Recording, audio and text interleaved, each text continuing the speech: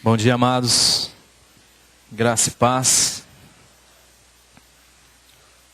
É sempre um privilégio pertencer a esta comunidade,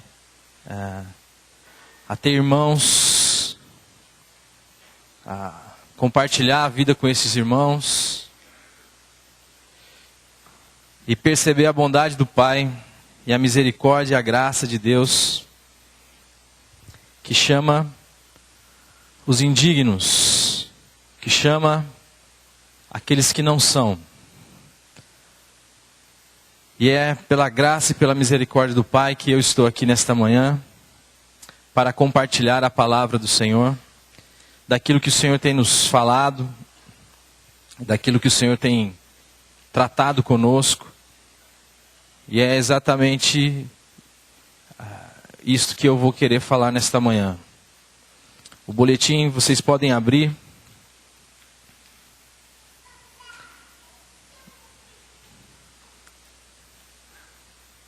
E vocês vão perceber que o título é Quem é Deus para mim? Esta é uma questão que tem tomado meu coração no último ano. Algo que o Senhor tem falado muito significativamente comigo. Uma questão que eu preciso resolver, que muita gente precisa resolver. Porque de alguma maneira esta percepção que nós temos de Deus está diretamente ligada à nossa vida, à nossa existência e a tudo que envolve o nosso viver. Como nós o percebemos, como nós o vemos, como nós nos relacionamos com Ele. E em nome do Senhor Jesus Cristo, eu gostaria de compartilhar com os irmãos nesta manhã. Pai, louvado seja o Teu santo nome, bendito seja o Teu santo nome, Pai. Obrigado porque a Tua graça nos alcançou. Obrigado, Pai, porque nós não podíamos subir aos céus e nós não podíamos descer ao Hades. Porque foi o Senhor quem desceu, Senhor. Foi o Senhor quem veio em nosso encontro. É o Senhor quem veio dar sentido à nossa vida. É o Senhor quem veio se expressar e se revelar a nós. Por isso, Pai, toma, Senhor, a nossa atenção nesta manhã. Toma, Senhor, o nosso coração, nosso espírito, alma e corpo. Que todo o nosso ser esteja hoje, Senhor, nesta manhã, focados, atentos, direcionados, ó Senhor, àquilo que o Senhor quer falar nesta manhã. Porque nós dependemos de Ti, e nós precisamos de Ti, e nós precisamos Te conhecer, Senhor. Nós queremos Te conhecer. Por isso, Pai, toma em Tuas mãos cada vida aqui, em nome do Senhor Jesus Cristo. Espírito Santo, a Tua palavra, Senhor, é somente o Senhor quem pode revelar. Que o Senhor esteja trazendo revelação da pessoa maravilhosa de Cristo Jesus, que é a expressão exata do ser de Deus. E que nós possamos hoje sair daqui, Senhor, deslumbrados com a Tua pessoa. Sair daqui, Senhor, cheio de desejo por Ti, querendo Te conhecer e Te conhecer a cada dia mais. Abre os nossos olhos. Dá-nos, Senhor, visão de Ti. Em nome do Senhor Jesus. Amém. Quem é Deus para mim? Vamos ler o texto que está no começo do boletim, de Mateus 17:5 e 17:8. Este é o meu Filho amado, em quem me comprazo. A Ele ouvi.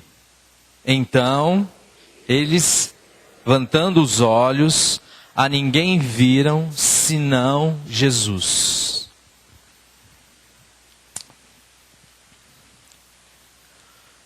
O intuito deste estudo é direcionarmos nossa atenção para uma questão que é da mais absoluta importância no meu modo de ver.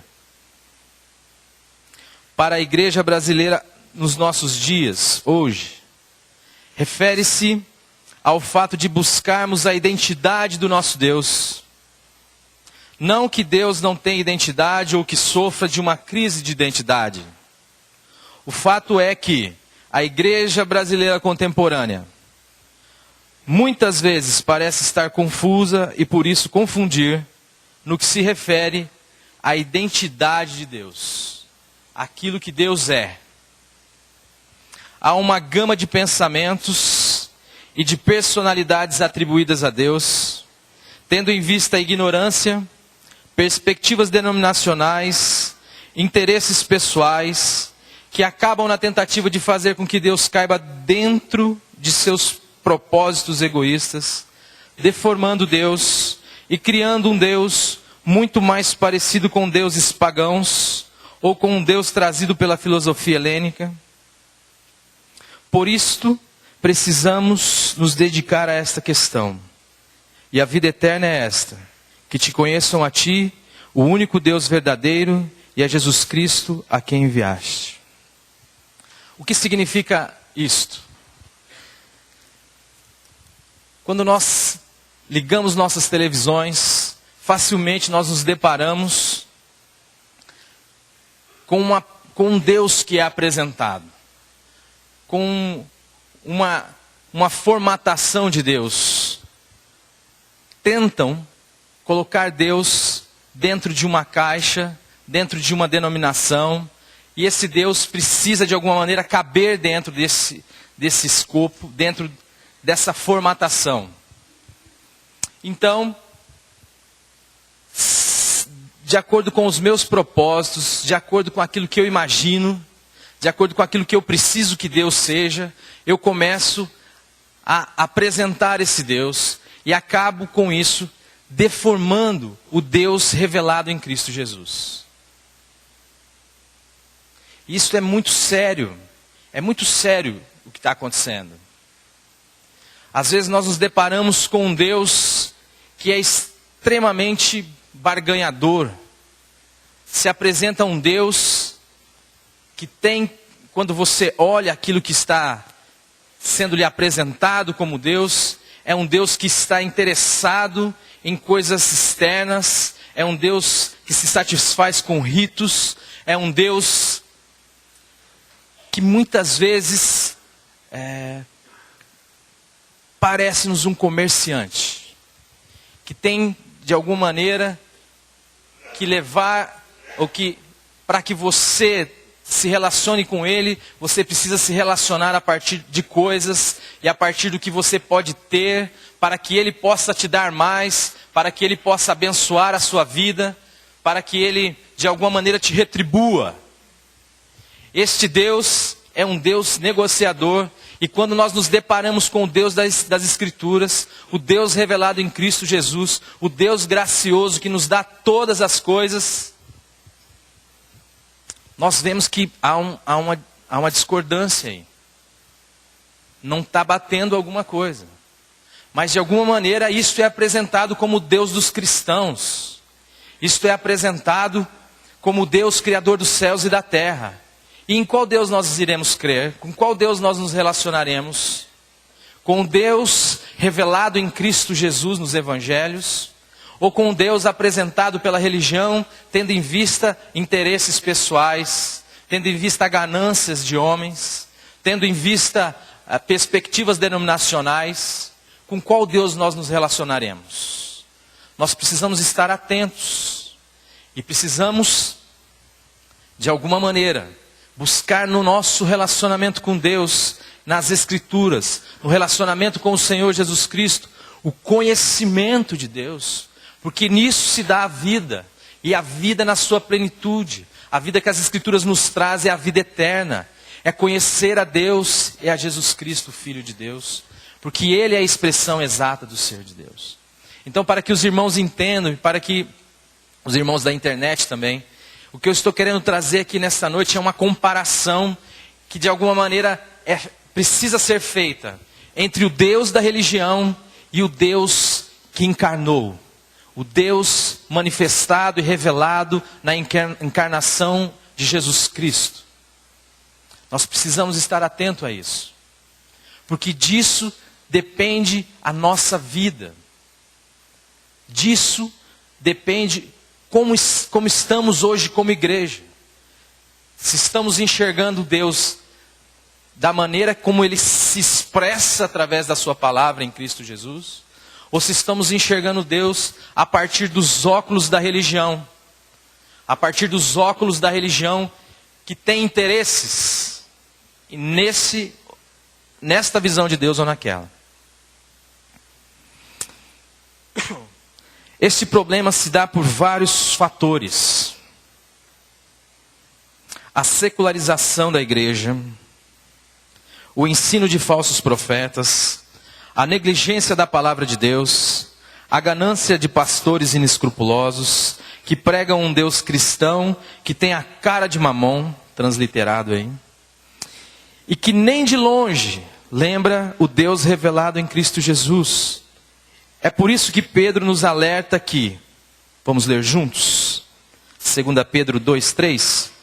Por avareza farão de vós negócio com palavras fingidas, sobre os quais já de largo tempo não será tardia a sentença e a sua perdição não dormita. A palavra de Deus nos avisa, a palavra de Deus nos ensina. Ela fala que isso iria acontecer.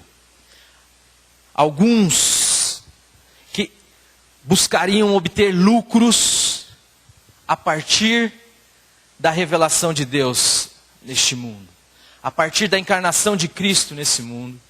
Alguns tratariam o povo como alguém a quem eles podem extorquir, como alguém de quem eles podem tirar vantagem. E faria do povo um comércio. E faria do povo que Deus ama e do povo a quem Deus veio buscar e veio se revelar, faria deste povo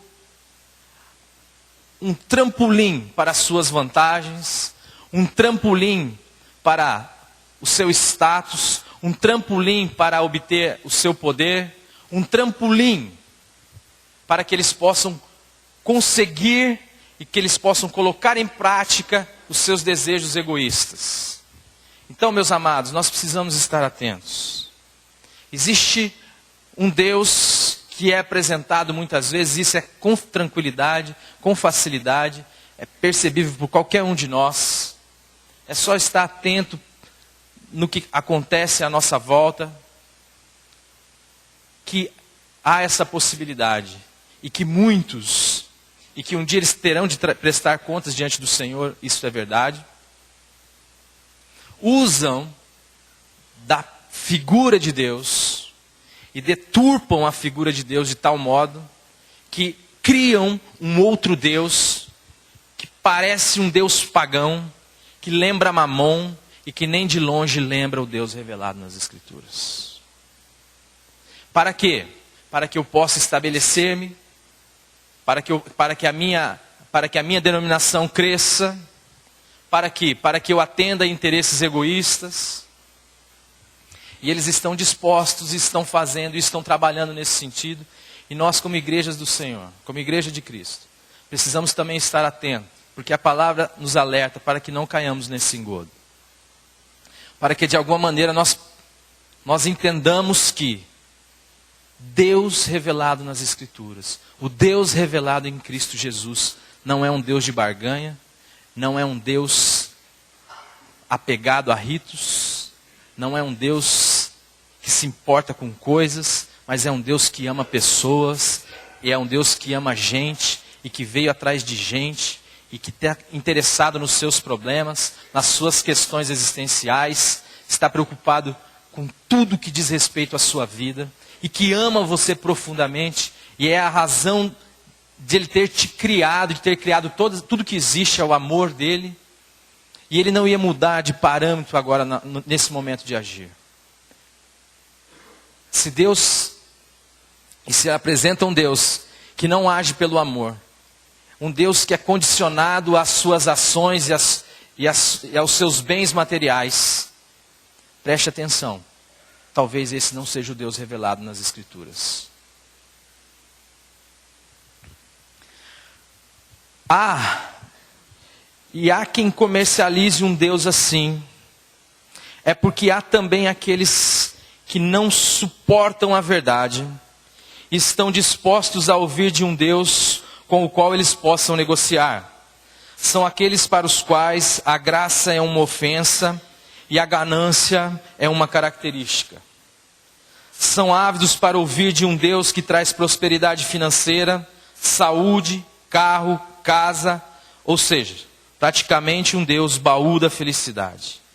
Isto já é previsto pelas Escrituras quando Paulo, escrevendo a Timóteo, diz, vamos ler juntos, 2 Timóteo 4, os versos 3 e 4.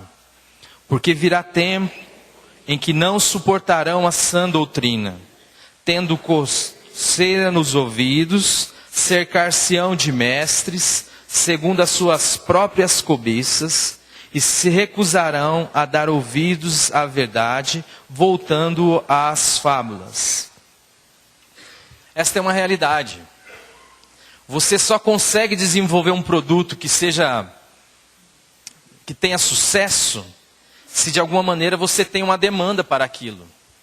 A primeira questão que nós levantamos aqui acerca deste Deus que é criado pela religião, que serve a interesses de homens, é a questão dos falsos profetas, aqueles que estão dispostos a ensinar acerca de um Deus assim.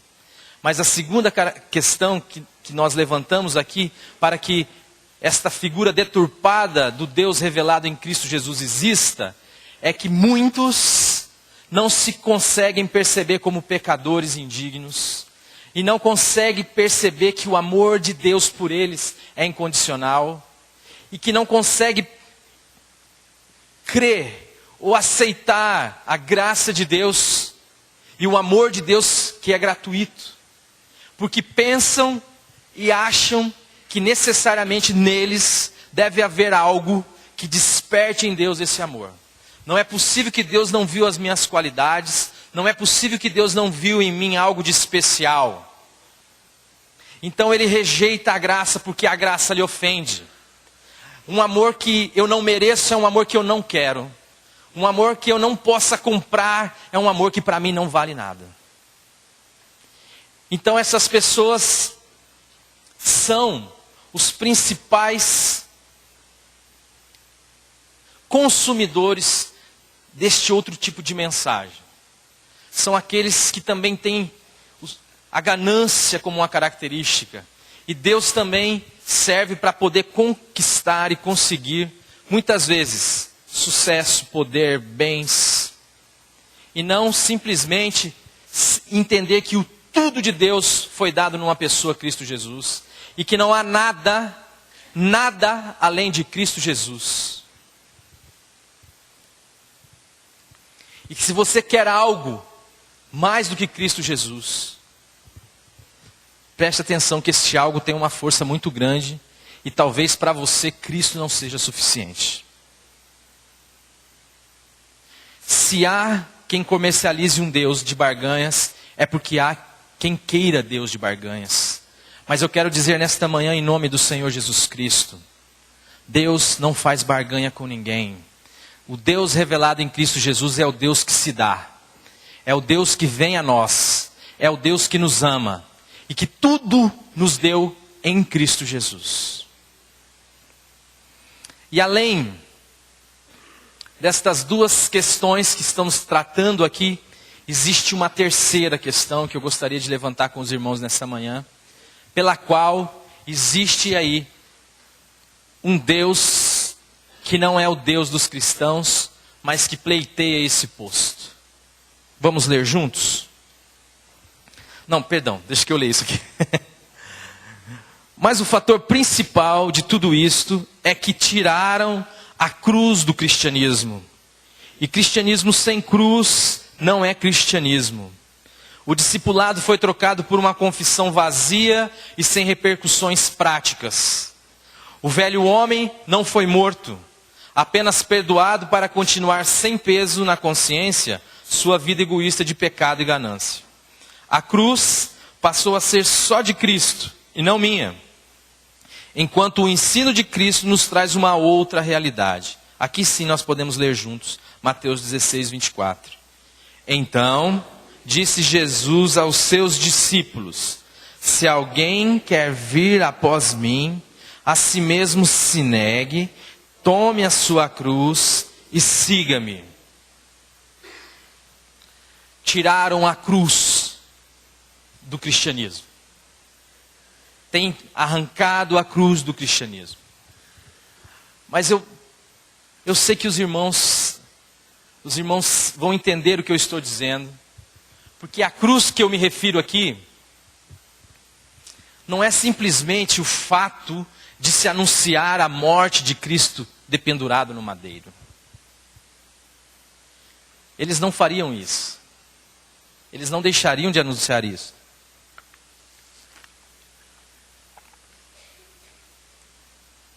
E mesmo que nós aprofundemos essa questão e nos coloquemos como aqueles que entendem que também fomos incluídos naquela morte,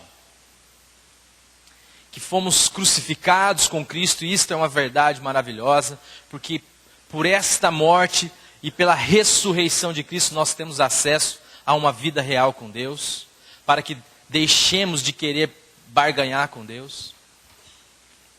Mas não é disto que eu estou falando. Às vezes nós temos a mensagem da morte de Cristo. Você chega, tem uma cruz e tem um Cristo pendurado na cruz. E às vezes, pode ser que não tenha, como é o nosso caso aqui, mas que há a ênfase na questão da morte de Cristo e na ressurreição de Cristo e na nossa inclusão nesta morte. Mas a cruz que tem sido tirada é a cruz da qual eu e você participamos. É a cruz não como uma mensagem dita, mas uma cruz que é diária e que atua em nós. E que trabalha como um formão na madeira, formando em nós o caráter de Cristo.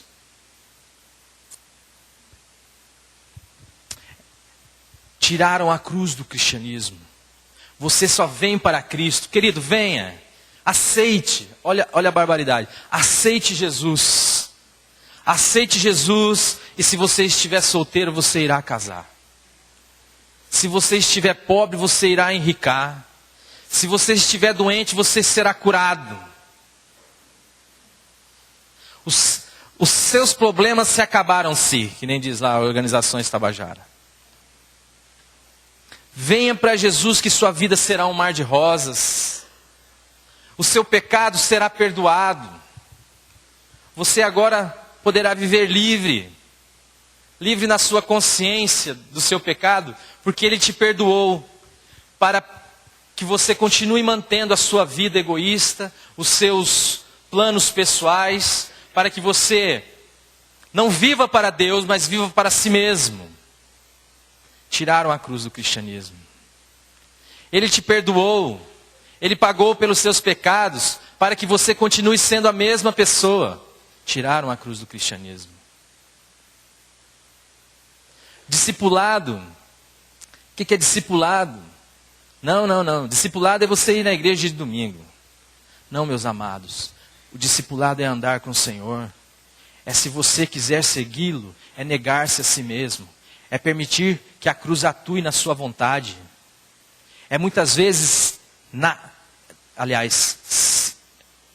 grande maioria das vezes, porque algumas vezes a sua vontade vai se coadunar com a vontade de Deus. Mas na grande maioria das vezes, obedecer a Deus e negar a si mesmo. Obedecer a Deus significa desobedecer a nós mesmos. Muitas vezes a sua vontade estará pedindo algo que é contrário à vontade de Deus. E você pode naquele momento ou ceder à sua vontade, ou permitir que a cruz atue na sua vontade. Como o Senhor Jesus fez. Pai, eu não quero ir para a cruz. Pai, se possível, passe de mim este cálice. Contudo, seja feita a tua vontade e não a minha. O Senhor, este texto que nós lemos, de Mateus 16, um pouco antes, Jesus avisa, e às vezes esses lembretinhos que há na Bíblia assim, nos atrapalha, porque eles desemendam os textos e a gente parece que tira do contexto o que está acontecendo ali. Mas Jesus está avisando, olha, eu vou para Jerusalém, eu preciso sofrer na mão dos anciãos, e eu vou morrer, eu vou ressuscitar. E daí Pedro chega e fala, não, Senhor. Pedro já começa a proposta do cristianismo sem cruz. Não, Senhor, não faça isso contigo mesmo. Você não pode sofrer não, Jesus.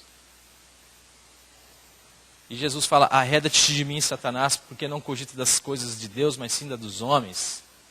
E logo em seguida ele começa a falar sobre esse texto que nós lemos. Ele fala, ó, se alguém quiser ser meu discípulo, necessariamente vai ter que negar-se a si mesmo. Necessariamente terá que tomar a sua cruz e seguir-me. Aonde eu passar, você terá que passar.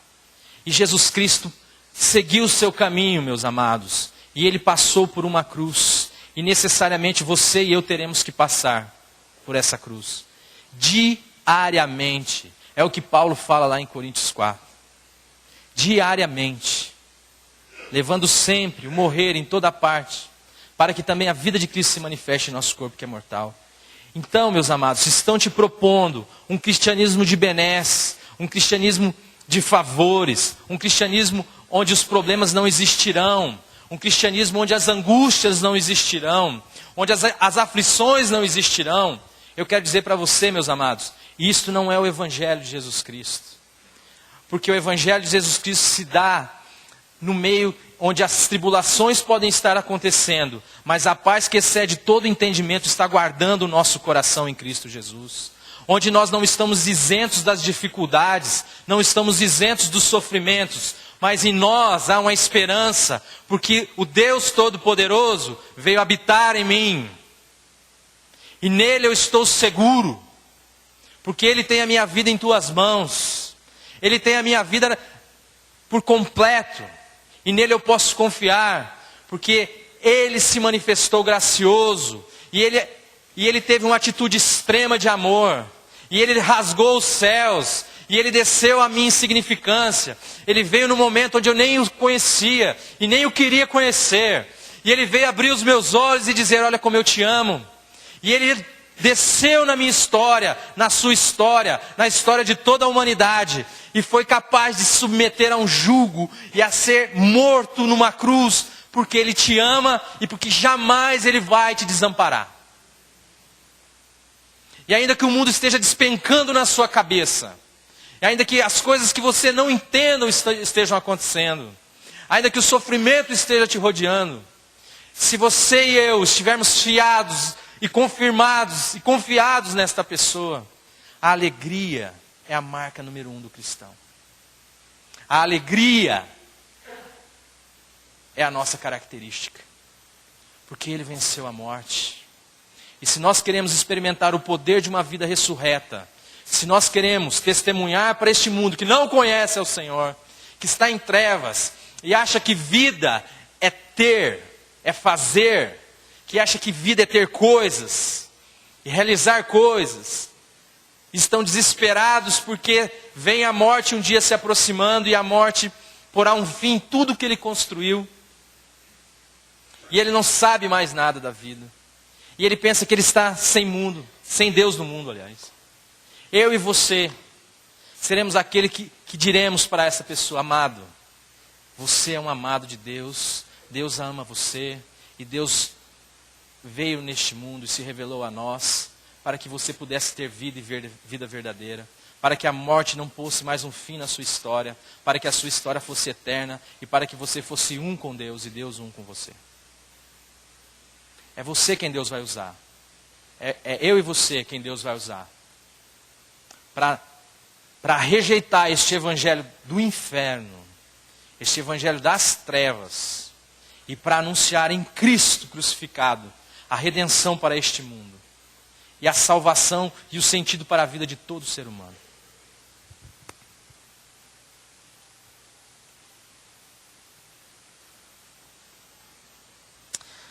Agora, diante desta introdução, eu gostaria de entrar necessariamente no assunto que nós estamos querendo tratar nesta manhã, a questão de quem é Deus para mim. Alguém já disse que o que você pensa a respeito de Deus não mudará em nada o que Deus é. não afetará em nada a sua glória, o seu poder e a sua personalidade. E disse Deus a Moisés em Êxodo 3,14: Eu sou o que sou. Mas ainda que não afete o que Deus é, afetará em muito a sua vida. A maneira como você vive será determinada pela maneira como você percebe e se relaciona com Deus. Disto depende a sua alegria ou a sua tristeza, a sua liberdade ou escravidão, e se você vive em paz ou com medo. Tudo isto está diretamente ligado à maneira como você percebe Deus. Meus amados, se você enxerga um Deus formatado pela religião, um Deus que está interessado nas coisas, um Deus que seja um negociante, a sua vida será de um eterno comércio com Deus. Você estará numa barganha contínua com esse Deus. E ainda que Deus não seja isso, o único Deus verdadeiro, esta sua percepção de Deus, trazida pela religião, afetará em muito a sua vida.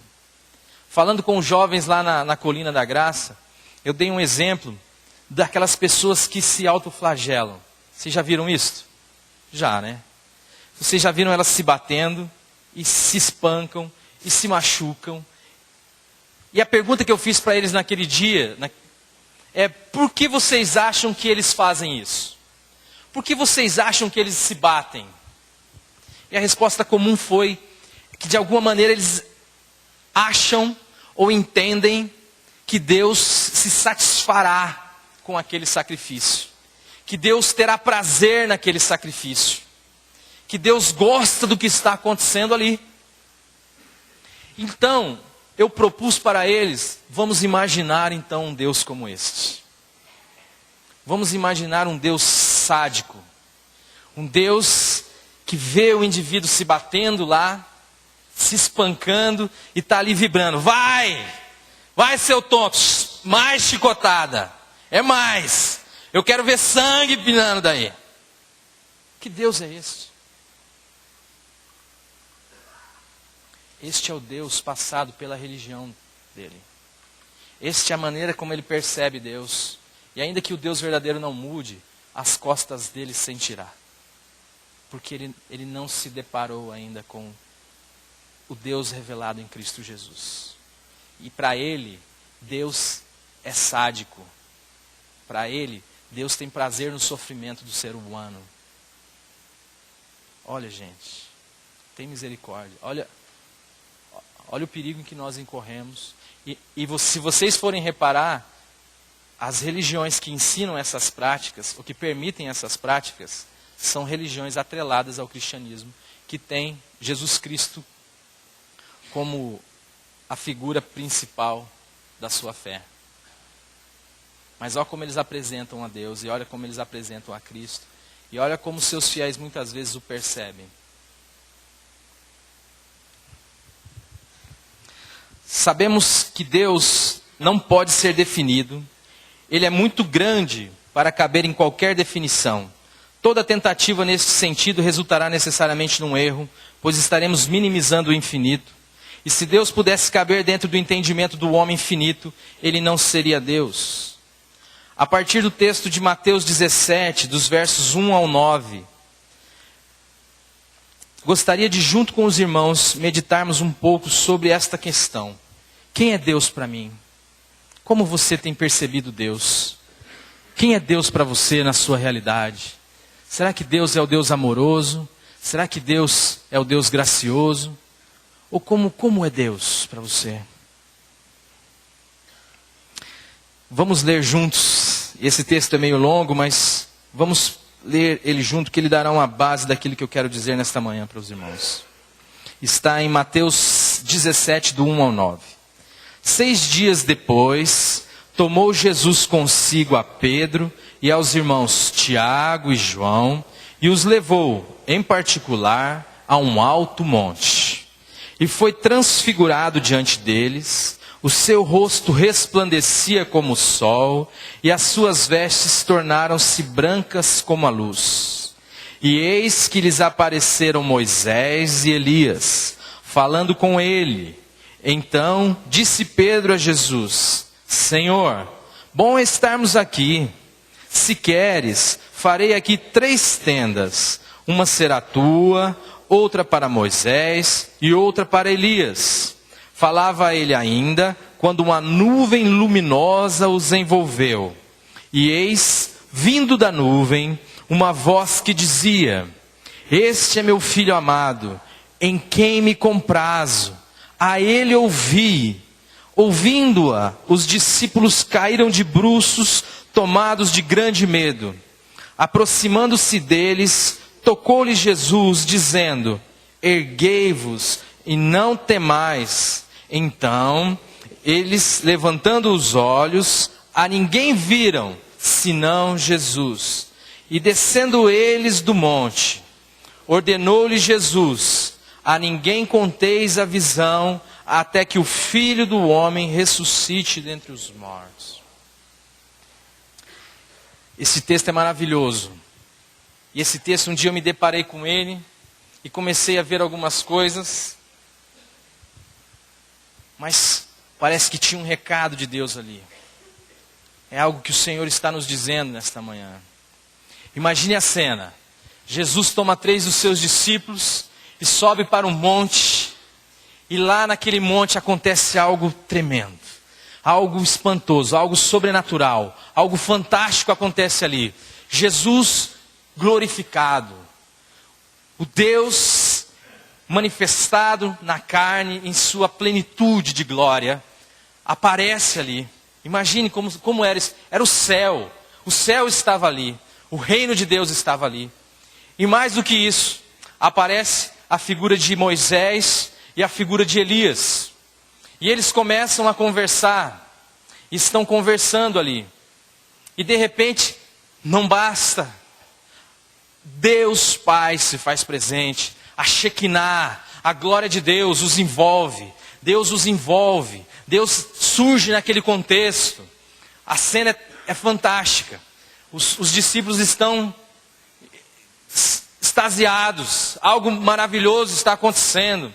E Deus se revela a partir de uma voz e diz: Este é o meu filho amado, em quem eu tenho todo o meu prazer. A Ele eu vi. Este é o recado que Deus dá. A Ele eu vi. A Ele eu vi. Diante desta manifestação gloriosa, os discípulos fazem o que seria comum a qualquer um de nós. Eles, com medo, caem de bruço e ficam com medo, até que Jesus lhes toca e quebra o silêncio com uma palavra dizendo: Não temais, levante. E eles, quando erguem os olhos, a ninguém mais veem, senão somente a Cristo. O que Deus está nos dizendo? O que Deus está nos falando? As 2 figuras mais importantes da revelação de Deus até aquele momento, que estavam ali para expressar Deus, aparecem nesse contexto. A figura da lei manifestada em Moisés e a maior figura dos profetas, Elias, está ali. Mas diante do recado que Deus dá, e diante do que Deus faz, eles somem do contexto. Eles não mais estão ali. E quando eles levantam os olhos, eles só veem uma figura. Eles só veem a figura de Jesus Cristo. Só veem a Jesus Cristo. E há uma ordem do Pai dizendo, há uma instrução do Pai de amor dizendo: é Ele que você deve ouvir. Não é mais o projeto fragmentado da lei, não o projeto fragmentado dos profetas. Eu estou me revelando de forma plena. Você quer saber como eu sou? Você quer saber como eu ajo? Você quer saber quem eu sou? Olhe para o meu Filho. Olhe para Jesus Cristo. Ouça Jesus Cristo. É isso que Deus está nos dizendo a partir desse texto. Se você e eu queremos ter a revelação de quem é Deus, devemos perceber Cristo, nos relacionar com Jesus Cristo, perceber Cristo nas Escrituras, porque Ele é a revelação, Ele é a expressão exata do ser de Deus. E eu falo isso, irmãos, porque é uma experiência minha, a questão de, às vezes, me sentir culpado por chamar Deus de pai ou de papai, e me achar intimista demais, afinal de contas Ele é o Deus Todo-Poderoso. E daí eu começo a me dirigir a Ele com uma certa formalidade. Ó Senhor Deus Todo-Poderoso. E ao mesmo tempo me sinto distante, formal demais. E Deus começou a trabalhar na minha vida. Filho, você quer saber quem eu sou? Você quer saber como eu sou? Olhe para Jesus. Nele você vai me encontrar. Nele as suas dúvidas vão ser sanadas. Nele você vai perceber quem eu sou de fato. Vamos continuar com a leitura, irmãos.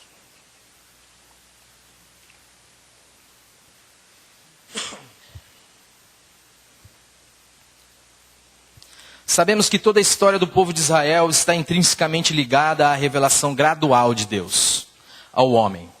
E isto permeia todas as escrituras, a lei e os profetas.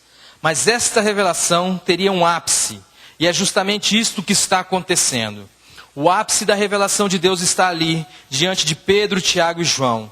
E Deus está dizendo: este é meu filho amado, este é o meu igual, é assim que eu sou, é assim que o grande eu sou é. As Escrituras nos diz que, havendo Deus, vamos ler juntos isso, irmão, Hebreus 1:1. Havendo Deus antigamente falado, muitas vezes, de muitas maneiras, aos pais pelos profetas, a nós falou-nos nesses últimos dias pelo Filho. É isto que Deus está querendo dizer quando coloca as duas figuras mais importantes da revelação de Deus até aquele momento, diante de Cristo glorificado. E o próprio Pai se faz presente, a Shekinah, a nuvem, a presença da glória do Pai está ali para dizer: a Ele ouvi.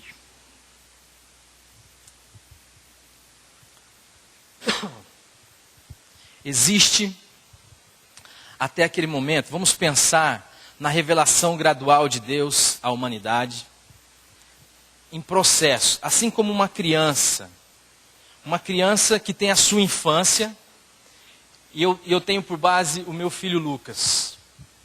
Eu, quando me dirijo ao Lucas, ele não tem a exata revelação de quem eu sou. Eu não posso discutir questões existenciais profundas com ele. E não posso complicar a vida dele, porque ele não tem a condição de poder perceber tudo o que eu quero dizer. E quando eu me manifesto com ele, quando você que é pai se manifesta ao seu filho, muitas vezes se ele está nesta fase, você se torna como ele. Você se torna infantil. Você fica meio bobo. Mas aquilo não é você. Você não cumprimenta o seu amigo na rua e vai... Mas é aquela percepção, a maneira como você vai se revelar a ele, de pouco, gradualmente. E Deus também no começo, como a história de Israel, está intrínseca a revelação de Deus, Deus está se revelando ali. Nesta primeira infância, Deus precisa se manifestar através das epifanias, de fogo em sarça, de coluna, de nuvem. É isso que Deus faz, porque não há ainda uma maturidade suficiente para se perceber Deus, mas Deus está dizendo o seguinte: um dia eu vou chegar no ápice. Um dia eu vou chegar num ponto onde você vai me conhecer plenamente. E conforme esta criança vai crescendo, conforme esta humanidade vai ficando mais madura, Deus agora precisa colocar algumas regras. Assim como eu faço com meu filho, assim como você faz com o seu filho. E eu chamo isso de período da lei. Onde eu falo: não faz isso, Lucas. Não faz isso. Ele não entende. Na realidade, a visão que ele tem de mim é o do chato. Talvez essa é a visão que nós tenhamos de Deus. Um Deus chato, implicante. E ele não entende que ele não pode fazer determinadas coisas porque eu o amo. Porque eu cuido dele. Porque eu tenho prazer nele. Ele não entende que eu trago algumas restrições para ele devido ao cuidado, ao amor e ao carinho que eu tenho por ele. E que se eu falo alguns nãos, tem a ver com o bem-estar, tem a ver com a boa vida dele. E não simplesmente com uma castração pura e simples. Então quando eu digo: Lucas, não faz isso, é porque aquilo vai complicar a vidinha dele em algum aspecto. Ele pode se machucar, ele pode se ferir, ele pode, uma série de coisas. Então, nesse período, Deus envia a lei e fala, vocês não podem fazer isso. Não é legal isso, não é legal aquilo. Não é... Mas ainda ele não está plenamente revelado. Ele não está plenamente revelado. Mas quando chega um momento maior, uma maturidade maior é mostrada pelo povo, você começa agora a cobrar as responsabilidades. Assim como você faz na adolescência do seu filho. Agora ele já tem a condição de responder por alguns atos, não por todos.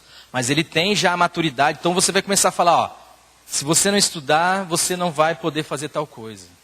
Olha, se você está entendendo o que eu quero dizer? Esse período eu chamo do período dos profetas. É onde os profetas começam agora, a palavra do Senhor diz isso. Deus mandou você fazer isso, vocês não fizeram. Vai acontecer esse problema aqui. Deus vai corrigir ali.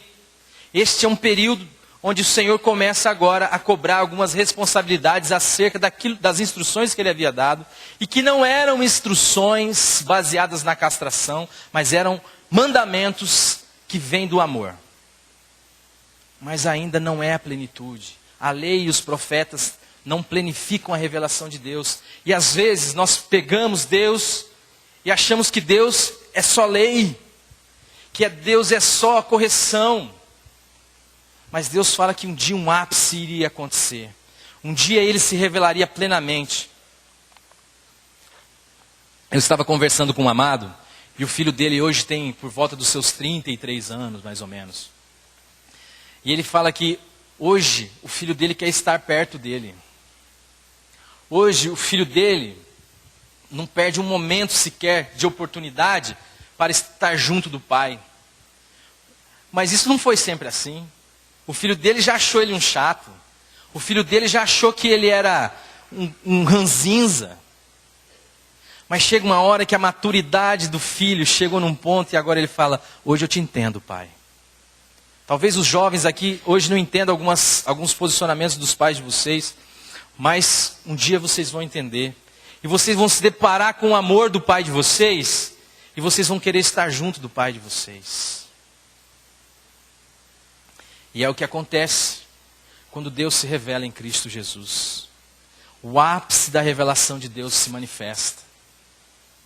Você agora não precisa achar que o seu pai é o chato e que seu pai é o legalista. Se bem que eu sou chato mesmo, gente. Às vezes, acho que eu vou morrer chato, não sei. Talvez, mas necessariamente não significa que Deus é chato porque eu sou chato. Mas o que eu estou querendo dizer é o seguinte, é que vai chegar um momento na nossa história onde nós começaremos a entender melhor aquilo que os nossos pais disseram. E isso também serve como ilustração para o que está acontecendo aqui. Nós não podemos agora criar ou imaginar que Deus seja simplesmente aquilo que está descrito na lei e nos profetas, porque aquilo parte de um momento específico, de uma instrução específica, mas que visa um ápice, que visa uma plenitude, aonde ele poderia se manifestar por completo. E a religião às vezes cria um Deus, e é este Deus todo-poderoso, um Deus que querendo Ele, ninguém pode impedir a sua vontade, um Deus que abre o mar. Vamos ficar com esse Deus aqui esse Deus que a religião muitas vezes nos apresenta, e quando nós nos depararmos com o Senhor Jesus Cristo, vamos ver como Ele se revela verdadeiramente. Onde é que eu estou, gente? Quando penso em quantas pessoas sofrem neste exato momento, por desconhecer o Deus revelado em Cristo Jesus, quantas pessoas vivem angustiadas e com medo porque o Deus que lhes foi apresentada, ou que elas percebem, é muito mais parecido com sacerdotes exigentes e com escribas sem amor, que crucificaram a Cristo, do que com aquele que foi capaz de orar pedindo ao Pai que perdoasse aqueles que o estavam crucificando, ou seja, o próprio Cristo. Às vezes nós vemos esse Deus da lei, esse Deus que a religião nos apresenta. Um Deus todo-poderoso, um Deus que abre o mar vermelho, um Deus que querendo Ele ninguém pode impedir. E eu tenho mais facilidade de aceitar um Deus assim. Por que eu tenho mais facilidade de aceitar um Deus assim? Porque um dia o pecado entrou na raça humana. E o propósito do pecado é que nós sejamos deuses também. É que nós tomemos o lugar de Deus. Como Deus sereis. E se eu quero ser um Deus, eu não quero ser um Deus que vai para a cruz. Eu quero ser um Deus todo-poderoso. Eu quero ser um Deus que manifesto poderosamente o meu poder. Eu quero ser um Deus exibicionista. Eu quero ser um Deus que, querendo, ninguém possa impedir. É por isso que nós temos mais facilidades em entender Deus como este Deus triunfalista. E este era o Deus esperado pelo povo de Israel. O Messias esperado era um Messias que ia chegar, ia meter o pé, ia expulsar os romanos, ia restaurar o reino a Israel. E que agora todas as outras nações saberiam que Israel é o povo eleito de Deus, e que todas as nações seriam subjugadas a Israel. Jesus Cristo, quando chega, acompanhado pelo... Vamos ver ali algumas coisas no livro de Lucas, vocês vão perceber algumas coisas. Mas havia, dentro da apocalíptica judaica, dentro da tradição judaica, alguns sinais que somente o Messias poderia fazer. E isso Ed René trata bem. E esses sinais seriam a cura de um leproso, a expulsão de um demônio mudo e a cura de um cego de nascença. Havia muitos milagreiros naquele momento, historicamente falando, no povo de Israel. Haviam exorcistas naquele momento. Mas eles sabiam que estes 3 sinais somente o Messias poderia fazer. Somente o Messias poderia curar um leproso. Na história de Israel não houve nenhum curado de lepra. Se vocês pegam lá em Levítico, havia toda uma sistemática. O sacerdote é quem dava o certificado, vamos dizer assim, de que aquela figura realmente foi curada de lepra. E para isso precisava de uma série de questões rituais. E Jesus chega e cura o leproso e fala, não fala nada para ninguém, vai lá para o sacerdote. Sabe o que Jesus está fazendo ali? Jesus está mandando um e-mail para os sacerdotes. Jesus está dizendo lá, estou na área, estou aí, vocês não estão me esperando? Vocês não estão esperando o Messias? Pois é, eu cheguei. Toma aí, toma um leproso aí curado para vocês. Vai comendo essa massinha aí e depois a gente conversa. E quando o sacerdote se depara com aquilo, o cara chega, eu fui curado de lepra. Aí pronto, aí começa naquele momento uma investigação. Então eles começam agora aquele burburinho todo, e quem que é seu pai, quem que é sua mãe, vamos ver se foi curado mesmo, se não foi, como que é isso e tal. E aquilo também, os sacerdotes já mandam um recado já para o Sinédrio, já manda lá para os fariseus, apareceu um curado aqui de lepra. Você tem Naamã, que foi curado de lepra, mas Naamã não era do povo de Israel. E você tem a irmã de Moisés, mas antes da formatação de como um povo, da lei e tal. Mas fora disso, você não tem ninguém curado de lepra. E de repente Jesus chega e cura um de lepra. E depois também ele cura um cego de nascença. Qual que é a ideia da cura de um cego de nascença? É a ideia de que aquela figura foi amaldiçoada por Deus do ventre. E somente Deus pode revogar esta maldição. Ou o Messias. E Jesus faz lodo, vai lá no tanque de Siloé, vai lá, se lava lá onde os fariseus. De novo, outro sinal. E Jesus também expulsa o endemoniado mudo. Toda a ideia de nome na cultura judaica tem a ver com domínio. A ideia de Adão dar o nome a tudo que foi criado é que ele exerce domínio sobre tudo que foi criado. E a maneira de se exorcizar dentro daquele contexto é chegar... Isso que vocês vê na televisão aí não é novo não, é antigo, viu? Quando os caras chegam e vão entrevistar o demônio, quem é? Eu sou o tranca-rua, eu sou não sei quem e tal. A ideia é esta, é você saber pelo nome, porque pelo nome você exerce o seu domínio. Mas Jesus, como é que você vai perguntar o nome de um demônio para um demônio que é mudo, para uma pessoa que está muda?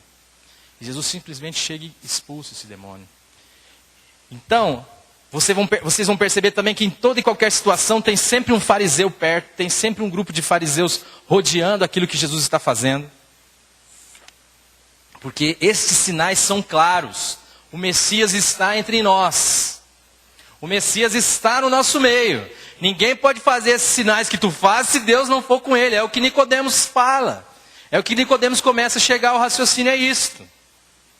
Mas o problema é o seguinte. A visão que nós tínhamos do Messias não é esta. Um Messias que lava pé. Um Messias que morre crucificado. Um Messias que perdoa, que ama quem ofende, que ama inimigo. Não, esse não é o Messias que nós esperamos. Nós esperamos esse Deus triunfalista.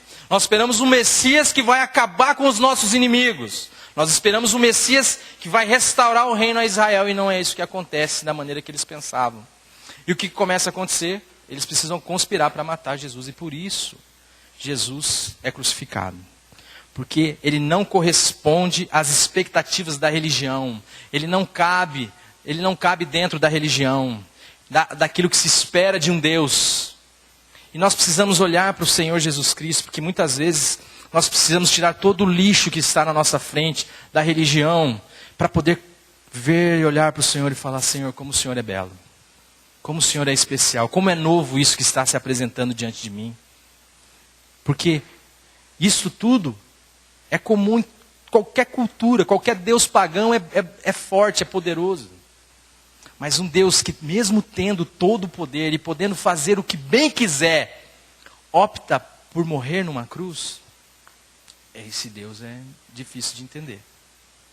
É por isso que Paulo, quando ele fala lá em Coríntios, ele fala sobre: eu prego a Cristo, eu prego o Messias, eu prego Deus, mas não é qualquer Deus que eu prego, não. O Deus que eu prego é o Cristo crucificado. É o Deus que morreu numa cruz. Não é esse Deus triunfalista, não. É um Deus que, mesmo tendo todo o poder, nos amou a humanidade de tal maneira que foi capaz de se entregar numa cruz. Que, tendo a possibilidade de fazer o que bem quisesse, não agiu deste modo, mas foi submisso, tomou a forma de servo, foi obediente até a morte e morte de cruz. O poder do Evangelho está em que o Deus verdadeiro se manifesta amoroso, se manifesta misericordioso. Jesus é aquele que ora por aqueles que o estão crucificando e fala assim: Pai, perdoa-lhes. Eles não sabem o que estão fazendo. Agora a pergunta que eu faço para vocês: esses camaradas foram perdoados? O que vocês acham? Agora responde uma pergunta para mim. Você se sente confortável em pensar na possibilidade de encontrar aqueles que bateram o martelo nos escravos de Jesus no céu conosco? Vocês se sentem confortáveis? Eu não me sinto. Eu não me sinto confortável, porque para mim isso é loucura. Sabe por quê? Porque eu sou justiceiro. E Deus é misericordioso. Eu quero um Deus que... Ficou louco, Senhor. Ele pregou o Senhor na cruz, o Senhor vai... Mas olha Deus, gente. Olha como Deus é. Olha como Deus revelado em Cristo Jesus é. Olha como Ele ama você e como Ele ama a mim. Vamos continuar aqui a leitura. Pessoas que são incapazes de se reconhecer como amadas de Deus, porque não conseguem cumprir as expectativas da religião. E por não verem somente a Cristo, e por não darem ouvidos somente a Ele, Cristo, que é a expressão exata do ser de Deus, não conseguem perceber que Deus as ama, pois Ele ama até os seus inimigos, e que está disposto a perdoar e a dar uma nova vida a qualquer um que se achegue a Ele em Cristo Jesus, com o coração quebrantado e contrito. Se Cristo é a expressão exata de Deus, temos que reconhecer que Deus ama até quem Ele odeia, pois assim se revela Jesus quando nos ensina. Eu, porém, vos digo, vamos ler juntos, Mateus 5:44 e depois Mateus 5:46. Eu, porém, vos digo, amai vossos inimigos e orai pelos que vos perseguem. E também, porque se amardes os que vos amam, que recompensa tendes? Não fazem os publicanos também o mesmo? É um Deus, olha esse Deus. É um Deus que está sendo pregado. Ele está falando, eu sou o Cristo, eu vim para te salvar, eu vim para salvar toda a humanidade. E o cara está metendo o martelo na mão dele ali e ele está falando, Pai, perdoa ele. E a gente não acha que Deus pode perdoar o nosso vizinho, pode perdoar a nossa sogra, pode perdoar o nosso... Que Deus não pode me perdoar. Mas este é o Deus revelado em Cristo Jesus. Deus estava em Cristo dizendo e mostrando, olha como eu sou, olha como eu ajo. E o próprio Jesus, quem diz no capítulo 5 do Evangelho de João, que as coisas que ele faz, parte de uma observação que ele vê o Pai fazendo. Deus, o Pai, é o seu grande exemplo, e como ele vê o Pai fazendo, procura fazer igual. Ou seja, ver Cristo agindo é ver Deus agindo. Você quer saber como Deus age? Você quer saber como Deus é? Olhe para Jesus. Você quer saber se Deus é capaz de perdoar você? Olhe para Jesus. Você quer saber se Deus é capaz de amar você? Olhe para Jesus. Você quer saber se Ele é capaz de perdoar o seu inimigo? Olhe para Jesus.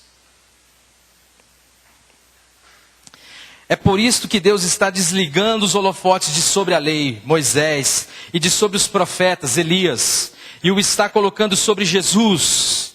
É porque chegou o momento de Deus se revelar e a transfiguração é uma ação extrema de Deus para chamar nossa atenção para o Cristo.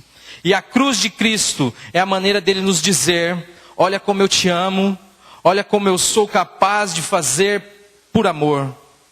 Pois eu o amei de tal forma você, que dei o meu único filho para morrer dependurado numa cruz, para te tirar da lama do seu pecado, da escravidão e da falta de significado que tem a sua vida, e para te trazer para a vida. Vamos ler juntos João 3,16? Porque Deus amou o mundo de tal maneira, que deu seu Filho unigênito, para que todo que nele crê não pereça, mas tenha vida eterna. E Ele fez isso esperando que de alguma forma você olhe para seu Filho, e veja o quanto Deus te ama, e seja constrangido por este amor. 2 Coríntios 5,14a. Pois o amor de Cristo nos constrange, julgando nós isso. Um morreu por todos, logo todos morreram. Descanse neste meu amor por você.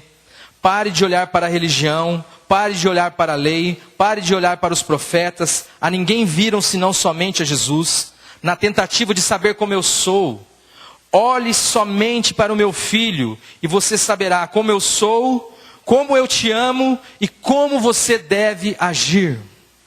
Quem vê a mim, vê ao Pai. João 14:9. Se você quer saber tudo isso, você precisa buscar a sua intimidade com Jesus. E buscar conhecer a Deus na face de Cristo Jesus. E você começará a se chocar, a ver que Deus revelado em Cristo Jesus, talvez vá contra toda a nossa carga religiosa. Que é difícil para mim, mas você vai começar a ser constrangido pelo amor de Deus. O grande poder do Evangelho é o poder do amor de Deus manifestado em Cristo Jesus na cruz do Calvário. O mundo está carente não de uma religião, não de regras, porque se regras resolvessem o problema do mundo, a vida seria uma maravilha. Mas o mundo está carente de amor. E talvez nós, dentro da casa, podemos estar carentes da mesma coisa. Achando que o Pai é uma coisa. E quando o Pai se revela plenamente, Ele plenamente é amor. Ele plenamente age com amor. E a sua justiça está baseada no amor. Meus amados, que nós busquemos em Cristo conhecer ao Pai e ver na cruz de Cristo a maior declaração de amor de Deus à humanidade e encontrar descanso para as nossas almas aflitas e como fruto deste amor de Deus por nós, amar a Deus sobre todas as coisas e ao próximo como a nós mesmos, pois quem ama é nascido de Deus e quem não ama não o viu nem o conhece.